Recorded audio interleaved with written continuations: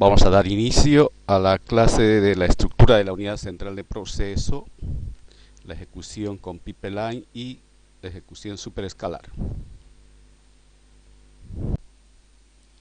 Bien, este capítulo, este tema está basado en el capítulo 12 del tema estructura y funcionamiento del procesador del texto de William Stallings, donde inicialmente se habla sobre la organización del procesador, la organización de los registros del procesador, el ciclo de instrucción, ciclo directo y el flujo de datos, la segmentación de instrucciones o pipeline.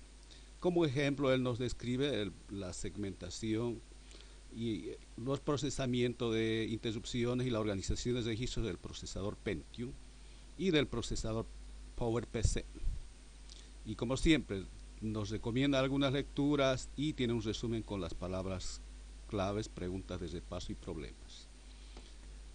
También en el internet está disponible el texto en portugués, que es lo más próximo, ¿sí? En una edición posterior, estamos hablando de la 7ª edición en español y una posterior en portugués. ¿Cuáles son los objetivos de aprendizaje de este capítulo? Distinguir entre los registros visibles al usuario y los registros de estado control y discutir los propósitos de los registros en cada una de estas categorías. Resumir en qué consiste el ciclo de instrucción, luego discutir los principios que están detrás de la ejecución de instrucciones mediante pipeline y cómo funciona en la práctica, comparar y contrastar las diferentes formas de errores que se presentan dentro del pipeline, las dependencias dentro del pipeline, ver una visión general de la estructura del procesador de la familia x86 y como ejemplo nos da el texto una descripción de un procesador utilizado ampliamente hoy en día, que es la de los procesadores ARM. Bien, entonces, ¿qué es lo que vamos a ver en este tema inicialmente? Vamos a ver cómo está organizado una unidad central de proceso, vamos a hacer referencia a los componentes mayores que ya hemos visto en temas anteriores, cómo están organizados los registros, en qué consiste el ciclo de instrucción, en qué consiste la ejecución de instrucciones en cascada o mediante túneles, o también conocido como pipeline. Algunos también lo conocen como ejecución segmentada. Y en el texto tenemos una descripción de casos de estudio de Pentium, del modelo de Pentium de Intel y PowerPC. Como les dije, este tema está basado en el texto de Stallings. Bien. Respecto a la organización de la unidad central de proceso, sí, tenemos que recordar algo que hemos visto en el tema de la unidad central de proceso, donde hemos visto que para ejecutar una instrucción, ¿sí?, un ciclo de instrucción, por lo menos deben seguir 4 fases. Una es la de la búsqueda de la instrucción desde la memoria, que es la fase de extracción o fetch. La otra es la de extraer propiamente los datos desde la memoria, la de procesar esos datos mediante la instrucción y finalmente escribir resultados. ¿Bien? Entonces, para poder realizar esta tarea nosotros necesitamos elementos que cumplan las funciones necesarias para ello. ¿Sí? A eso conocemos como requerimientos organizacionales. Entonces necesitamos una unidad aritmética y lógica que procese los datos, una unidad de control que ejecute las instrucciones de nuestro programa y controle a la unidad aritmética y lógica. También necesitamos dispositivos de almacenamiento temporal para la manipulación de datos, son más conocidos como registros, y los medios para poder mover los datos dentro de la unidad central de proceso, y así también las instrucciones. Ya hemos visto que la estructura, según von Neumann, está formada por una unidad de control, una unidad aritmética y lógica, ambos se apoyan en un conjunto de registros e interactúan con los demás componentes de la arquitectura, vale decir la memoria y los dispositivos de entrada y salida, mediante las estructuras de interconexión, que es los buses de control, buses de datos y buses de direcciones. ¿Cuáles son los puntos clave que debemos recordar después de ver este tema? ¿Sí? Lo que debemos saber es que los procesadores tienen dos tipos de registros: registros visibles al usuario y los registros de control y estado del procesador. Respecto a las instrucciones de la máquina, ¿sí? Los registros son visibles por el usuario, pueden ser de uso general o tener una utilidad especial. Los registros de control se usan para controlar el funcionamiento del procesador. Ahora, normalmente asumimos que la ejecución de las instrucciones es en forma secuencial, una a continuación de otra. Pero nosotros podemos acelerar la ejecución de las instrucciones haciendo uso de lo que se conoce como la segmentación. Y eso es lo que vamos a ver en este tema, ¿sí? La segmentación o pipeline. Ahora bien, la ejecución mediante pipeline, si bien acelera los procesos, nos trae algunos otros problemas, como son la existencia de saltos y dependencias entre instrucciones, que complica su diseño y además hace que en algunas determinadas tareas, en lugar de agilizar, reduzca el tiempo de ejecución. Respecto a la organización de registros, algo que hemos visto en el tema de la unidad central de procesos, ¿sí?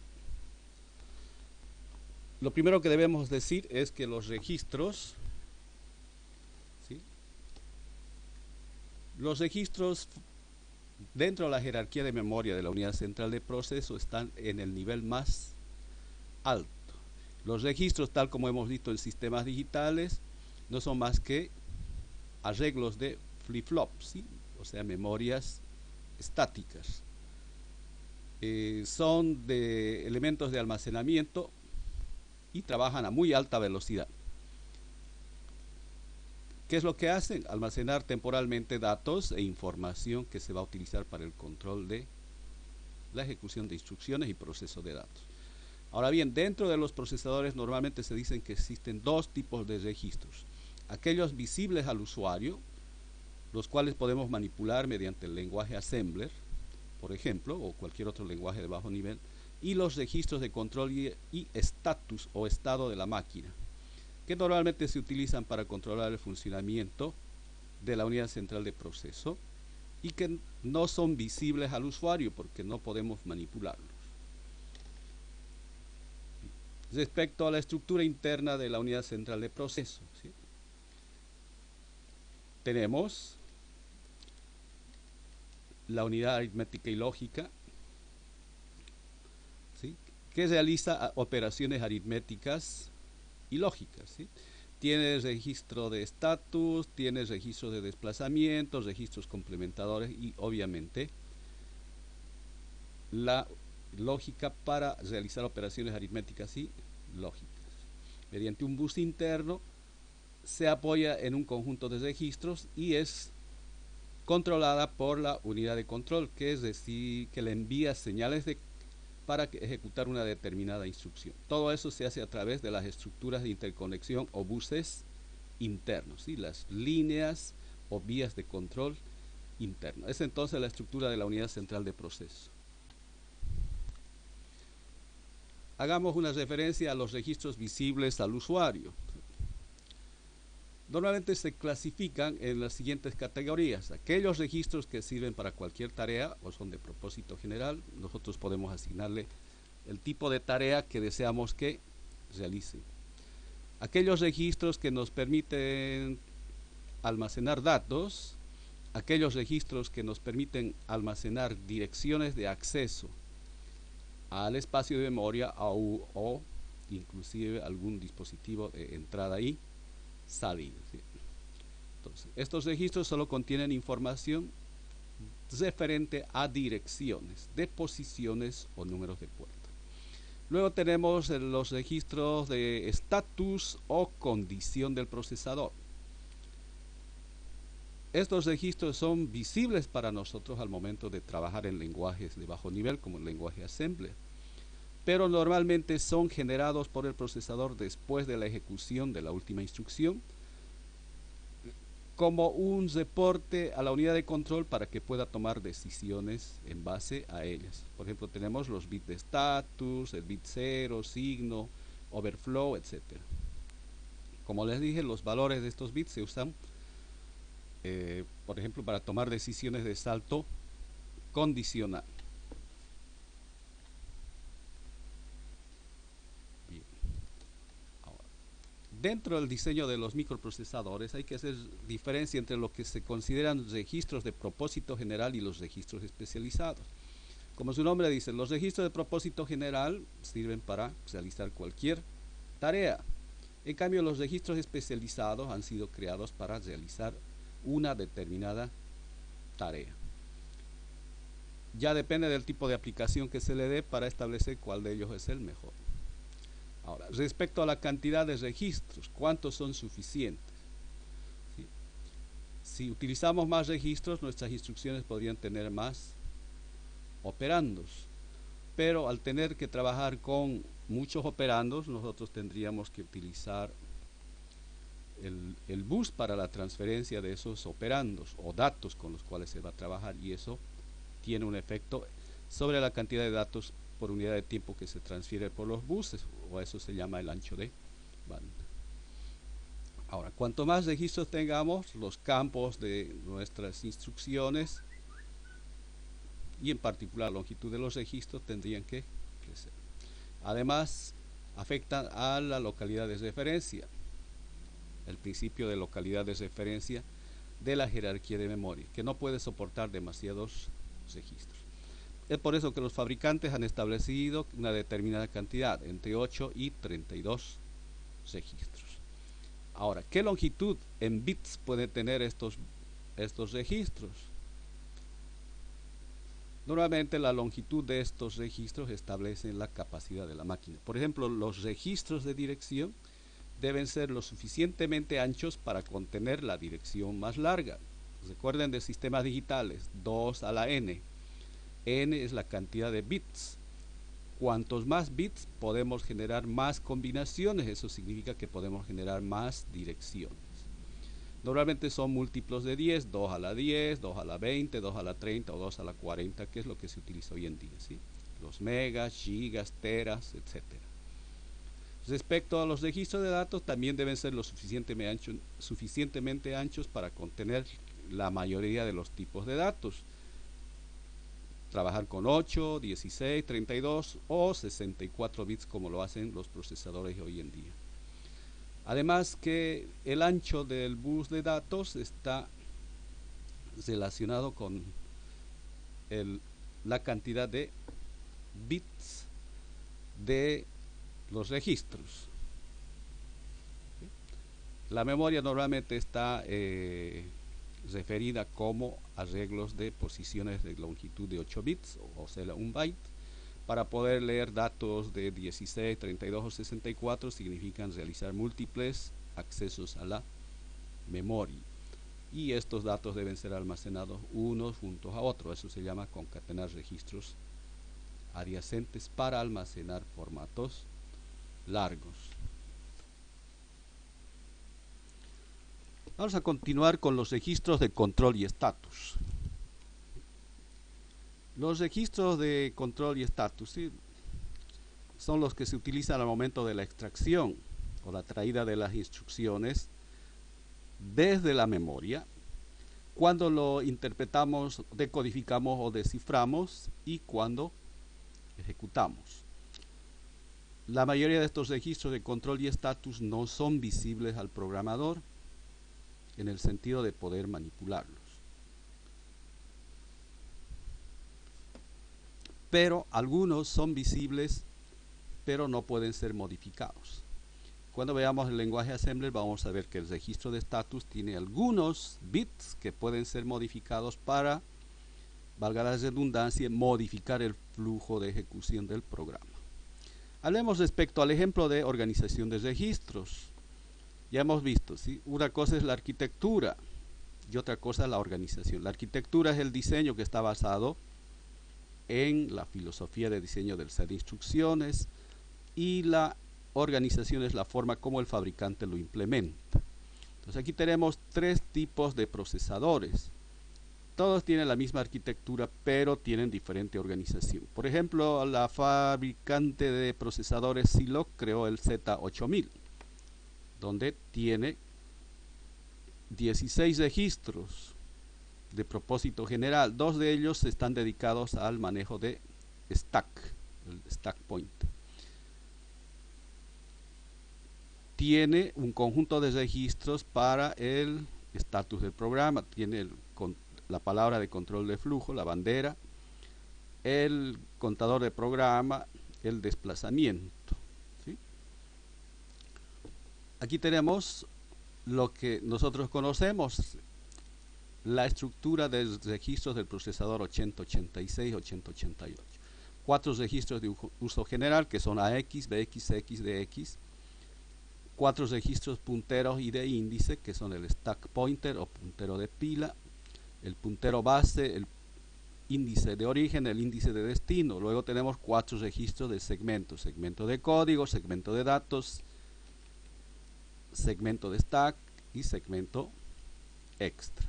Además tenemos el puntero de instrucción y el registro de estatus o bandera, ¿sí? Entonces hace un total de 14 registros.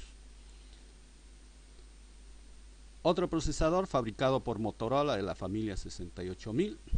Tiene un conjunto de manejo de registros de datos, otro para manejo de direcciones, otro para manejo de stack y otro supervisor de stack. Tenemos el contador de programa y un registro de estatus. Como pueden ver, la estructura básica es la misma, pero la organización, la forma de diseñar es diferente entre el Zilog, el 8086 de Intel y el Motorola MC68000.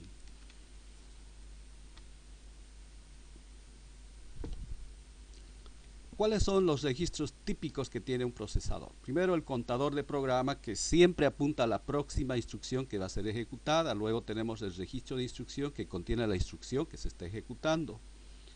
Registros que contiene la dirección de acceso a memoria, registros de data buffer, que contiene el dato que se ha obtenido desde memoria, el registro de status, que contiene los datos de información más importante respecto a la ejecución de la última instrucción. Este registro de status no es nada más que el superconjunto del registro de código de condición. Tiene máscaras de interrupción, modos de supervisión, y lo que hace es informarnos sobre el estado del procesador. Entonces aquí vemos nuevamente una estructura de registros del procesador Z80000, Zilog 80000. Aquí tenemos el procesador 8386. Como vemos, son extensiones ya para microprocesadores de 32 bits. Aquí tenemos la estructura básica de los procesadores de 16 bits. Tenemos los 4 registros de uso general, los punteros, índice y de pila, el registro de banderas y registro de punteros. Pero eso era cuando tenían 16, longitud de 16 bits. Ahora, como trabajan con 32, se extiende, por eso cambia el nombre a registro AX extendido, BX extendido, CX extendido y DX extendido. Lo mismo, puntero de stack extendido, puntero base extendido, puntero índice de origen extendido, puntero índice de destino extendido. Lo mismo las banderas de registro y el puntero de instrucción tienen una longitud de 32 bits.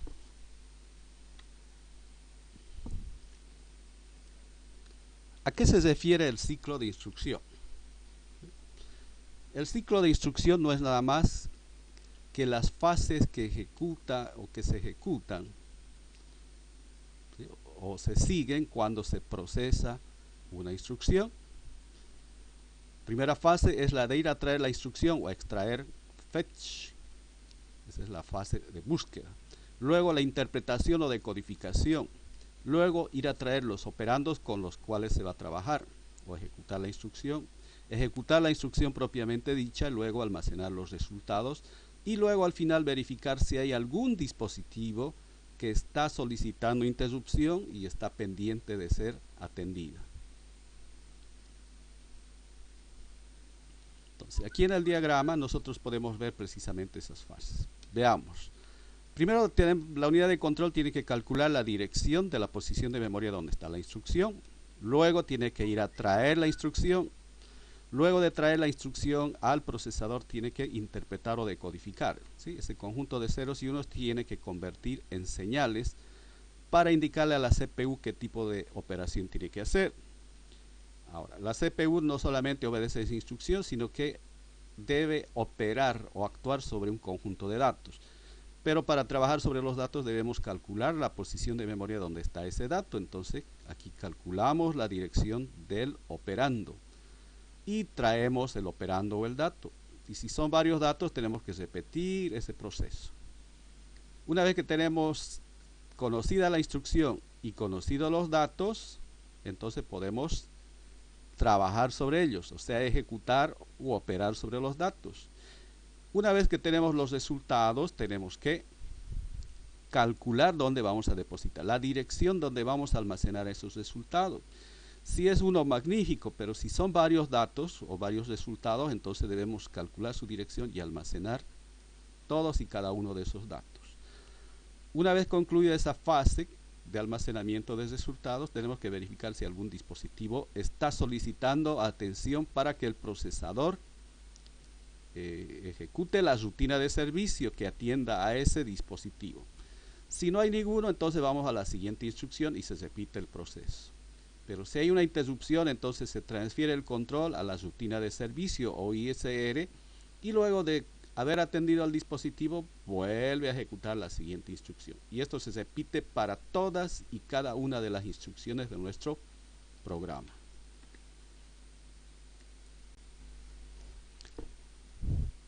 Ahora, cuando se ejecuta un programa, significa que se ejecutan las instrucciones una a continuación de otro siguiendo el diagrama que vimos anteriormente.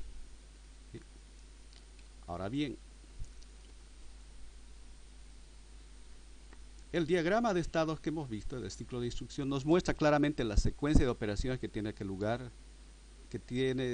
al lugar o se lleva a cabo al ejecutar una sola instrucción.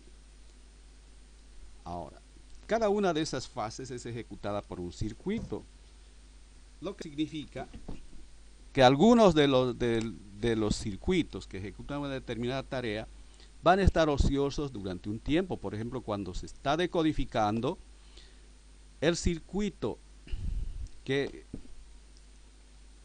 trae los operandos, el circuito que realiza la operación, el circuito que almacena, no está haciendo ninguna tarea.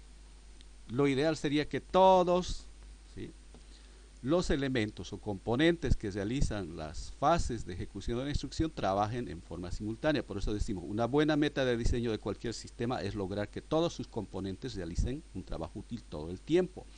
Eso significa una alta eficiencia del dispositivo. Si nosotros ejecutamos nuestra instrucción siguiendo la forma secuencial, una a continuación de otra, entonces no vamos a lograr ese nivel de eficiencia. Entonces lo que hicieron los diseñadores fue comparar la ejecución de las instrucciones con una línea de montaje de automóviles, donde todo el tiempo los trabajadores están haciendo alguna tarea y lo hacen en forma simultánea. Ninguno está de ocioso. Entonces aquí las tareas se realizan en forma concurrente sobre diferentes instrucciones. El resultado de esto es la ejecución en paralelo de las diferentes unidades que ejecutan la instrucción. A este proceso se conoce como ejecución de instrucciones en cascada o pipeline. Lo que hace el pipeline entonces es dividir una tarea en subtareas, las cuales son de ejecución secuencial y independientes entre sí. Esto lo que va a hacer es aumentar la velocidad de la ejecución de nuestras instrucciones.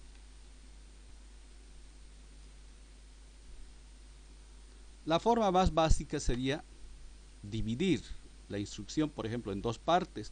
Una que se encargue de ir a traer la instrucción y la otra que realice las restantes tareas. Entonces, nos gustaría que ambas unidades, la de extracción y la que hace las otras tareas, trabajen en forma simultánea.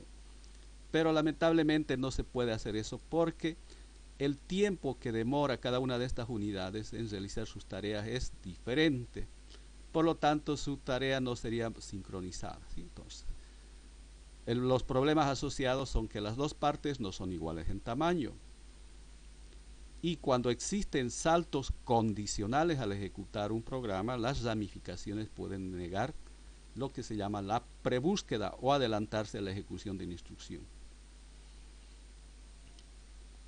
Ahora, existen propuestas alternativas para corregir esto, ¿sí? Para hacer que nuestro sistema sea eficiente en su tarea.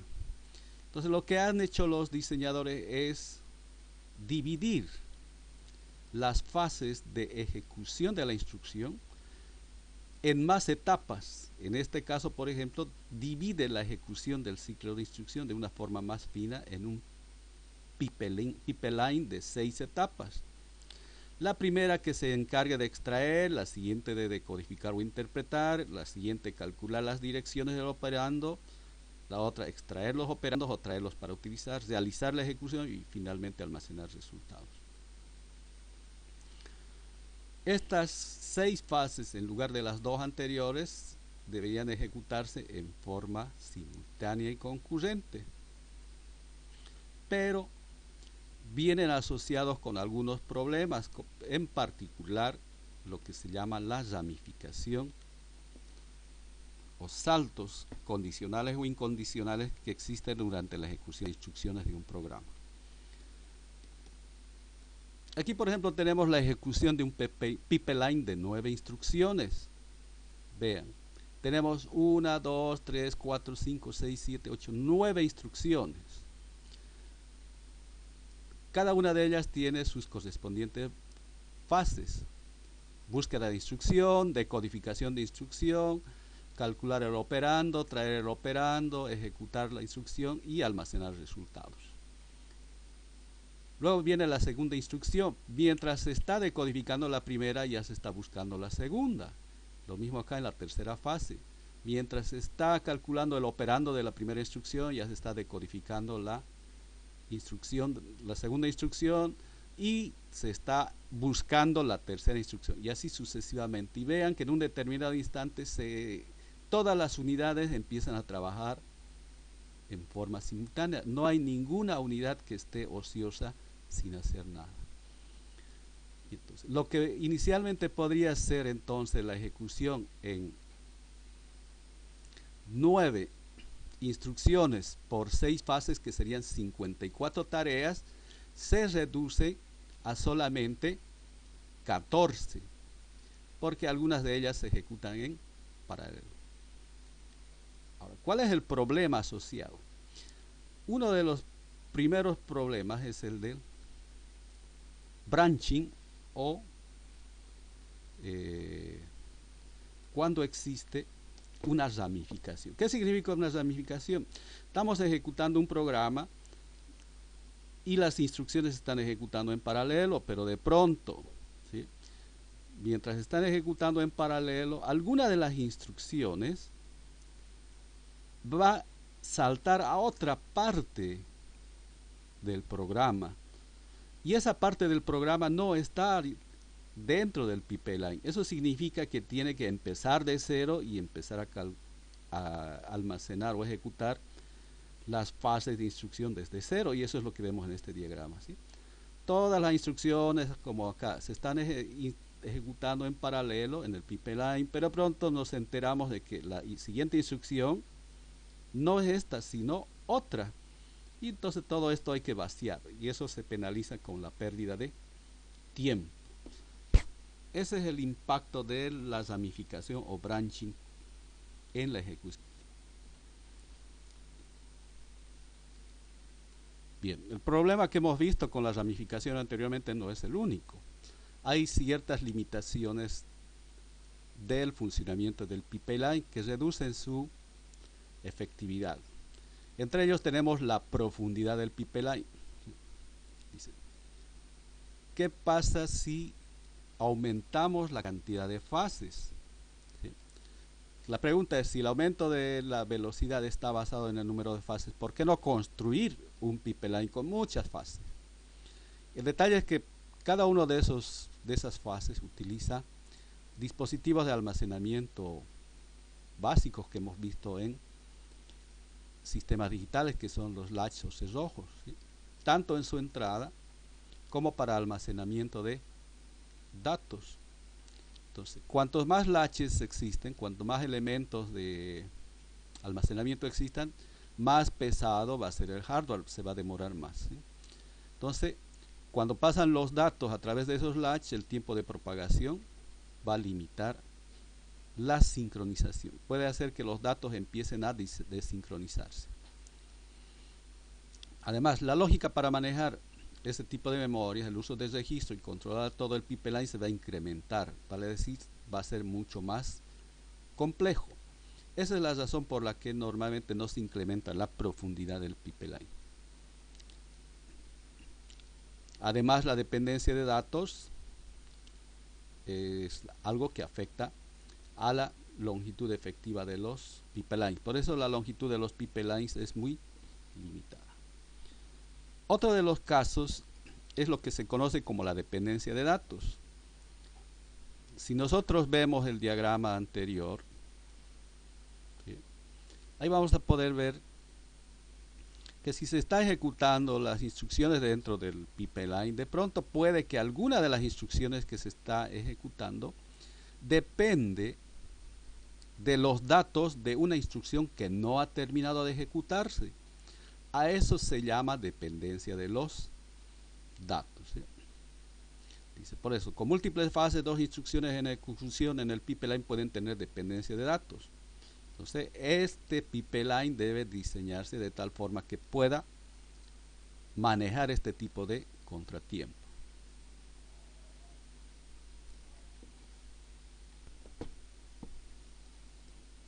Y la otra limitación es la ramificación que ya hemos visto. Cuando se diseña el pipeline, debe tomarse en cuenta que existe la probabilidad de que en un determinado instante exista un salto condicional o incondicional dentro de nuestro programa. Y eso va a ocasionar que se introduzcan instrucciones en el pipeline que no se van a ejecutar y nos va a obligar a vaciar el pipeline y empezar de cero, y lo que nos va a provocar una penalización, que es la pérdida de tiempo. Entonces lo que hay que buscar son las soluciones. Ahora bien, existen varias técnicas para minimizar el impacto en la ejecución de las instrucciones y cuando se presentan la ramificación y el castigo, que es la penalización por ramificación. Una es que se ejecuten secuencias múltiples, vale decir, replicar o copiar porciones iniciales del pipeline y extraer las posibles próximas instrucciones para establecer si es que alguna de ellas va a realizar una ramificación o saltos condicionales o incondicionales. Esto incrementa la chance de disputas del acceso a la memoria. Cuando se trabaja con secuencias múltiples, ¿sí?, debemos crear una para cada una de las instrucciones en el pipeline. La otra es la preextracción de la meta, o sea, un circuito dentro del controlador de pipeline que todo el tiempo esté viendo hacia adelante, adelantándose a los hechos de tal forma de establecer si es que va a haber o no va a haber una ramificación en las futuras o próximas instrucciones que se ejecuten. Si es que existe alguna ramificación en el futuro, entonces lo que hay que es evitarla y adelantarse a los hechos. ¿Sí? A eso se conoce como mirar adelante, para adelantarse a los hechos. Pero a veces muchas de las instrucciones son repetitivas, todo el tiempo repetimos en lazos o loops las instrucciones.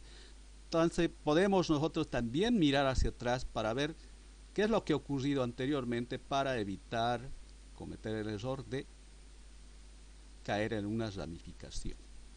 Entonces eso se llama mirar hacia atrás. Un buffer o una memoria temporal que contenga las instrucciones que se han ejecutado recientemente. La otra es predecir o adelantarse a la ramificación. Sí, hacer una suposición acerca de la instrucción que se ejecutará a continuación e iniciarla esta en el pipeline. Ahora bien, si el salto condicional, si la ramificación es correcta, no hay ninguna pérdida en el rendimiento, performance del pipeline. Pero si la suposición que hemos hecho está equivocada, lo que va a hacer es vaciarse el pipeline y empezar de cero con la instrucción correcta, pero aquí obviamente vamos a perder tiempo y por lo tanto se nos va a penalizar por ramificación. Ahora bien, existen dos tipos de suposiciones cuando hacemos predicción de ramificación. Las suposiciones estáticas, que hacen una suposición sin considerar qué es lo que ha ocurrido anteriormente. Y las suposiciones dinámicas, donde hacen un chequeo de la historia de lo que ha ocurrido anteriormente para ver si ya existió una ramificación condicional en el programa que se está ejecutando.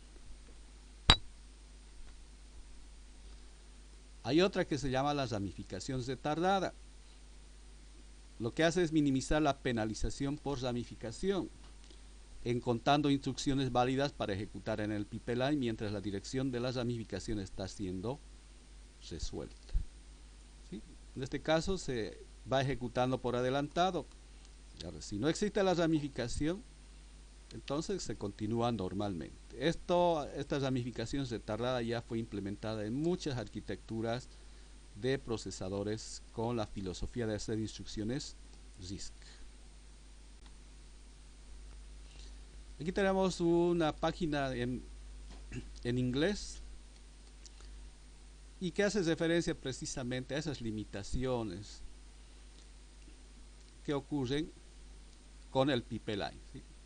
Entonces, hay situaciones del pipeline que evitan que la próxima instrucción que está dentro de él se ejecute en forma adecuada y lo que nos hace es perder tiempo. Por ejemplo, tenemos los hazards estructurales cuando existen conflicto entre circuitos o el hardware que debe ser utilizado por dos instrucciones diferentes. Tenemos los hazards de datos cuando hay dependencia de datos y los hazards de control cuando existen los saltos condicionales. Normalmente esto puede ser compensado con el uso de las memorias caché. Ahora, en la memoria caché lo que se hace es controlar estas tareas, establecer si una instrucción está en el caché, a eso se llama caché miss, o si está dentro del caché para ser ejecutado. Entonces, lo que se busca cuando se trabaja con pipeline es eliminar precisamente esos elementos que hacen que el rendimiento del sistema se reduzca, o sea, eliminar los hazards de pipeline. ¿Qué es lo que provocan los hazards?